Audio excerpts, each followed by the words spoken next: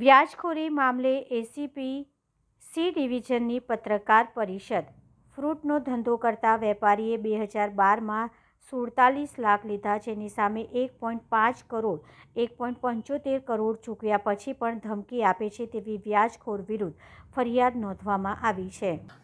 નરેશ સરીચંદ નૈનાની કે જેઓ વારસિયાના રહેવાસી છે અને જેઓ અહીંયા આપણી ખંડેરાવ માર્કેટમાં ફ્રૂટનું વ્યવસાય કરે છે.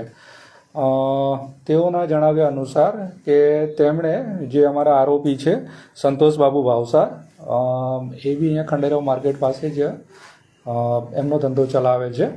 તો એમની પાસે 2012થી એમના જણાવ્યા અનુસાર 47 લાખ રૂપિયા જેટલા છે એમણે ઉધાર લીધા હતા અને એના પર જે કંઈ પણ વ્યાજ આપવાનું હશે એ નક્કી કરવામાં આવ્યું હતું અને દર મહિને એ અમુક જે ફિક્સ અમાઉન્ટ હતું વ્યાજનું એ ચૂકવતા હતા અને એમ કરીને અત્યાર સુધીમાં તેમણે લગભગ 1.5 કરોડથી 1.25 કરોડ છે ચૂકવી દીધા છે એવી એમને એક ફરિયાદ કરી હતી. એ અનુસંધાને નવાપુરા પોલીસ સ્ટેશનમાં ગઈકાલે 2/12/2024ના રોજ મની લેન્ડિંગ એક્ટની 40 અને કલમ 42 મુજબ ગુનો નોંધવામાં આવ્યો છે અને એમના કહેવા અનુસાર કે આ જે ભાવસારભાઈ છે એ ત્યાં જઈને એમને ધમકી આપેલ છે. તો એ બીએનએસ કલમ એના અનુસંધાનમાં 351(2) અને બીજું એક્સટોર્શનના ગુના છે 308(2) મુજબ કાર્યવાહી ગુનો નોંધીને આગળની કાર્યવાહી હાથ ધરવામાં આવેલ છે. સંતોષ કોના પૈસા ફેરવતો હતો એવું જાણવા મળ્યું ખરું? સંતોષભાઈ જે પૈસા ફેરવે છે એમના છે અને બીજા કોઈક એમના જે કોઈક સગા હોય કે કોઈ ખેડૂત હોય એ કહેતા હોય કે અમારે બી આ વ્યાજે કંઈક પૈસા આપવા છે તો એની પાસેથી કોઈક પાસે લાવી અને આ રીતે પૈસા આપતા હતા. લાયસન્સ છે? આ રીતે એનું કોઈ પણ જે લાયસન્સ છે એ એની પાસે મળી આવેલ નથી. એના માટે જે મની લેન્ડિંગ એક્ટની કલમ 40 ઉમેરીને આગળની કાર્યવાહી. કોઈ મોટા માથાઓનું નામ બહાર આવ્યું? ના, આમાં કોઈ પણ મોટા માથાઓનું નામ બહાર આવેલ નથી. કઈ એ લોકો વ્યાજથી પૈસા આપતા સામે રિકવર માટે કંઈ રાખતા હશે?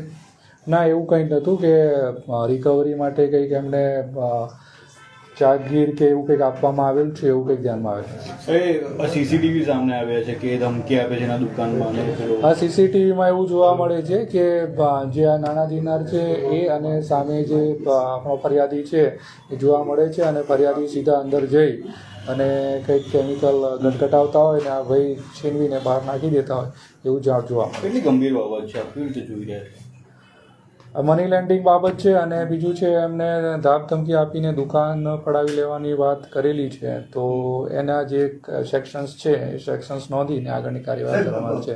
આજે મની લેન્ડિંગની વાત છે, પોલીસ દ્વારા પણ ઘણી વખત ડ્રાઈવ ચલાવવામાં આવતી હતી અને ચલાવવામાં આવે પણ છે, તે છતાંય આવા ગુનાઓ હજુ નાબૂદ થતા નથી. પોલીસ નિષ્ફળ નીવડી છે આપને લાગે છે?